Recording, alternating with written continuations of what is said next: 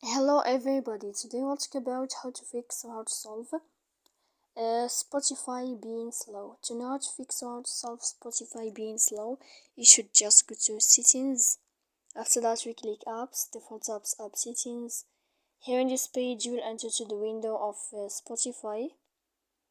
Then this page of app info you will click on force stop and you will click OK. Here we go to click on storage.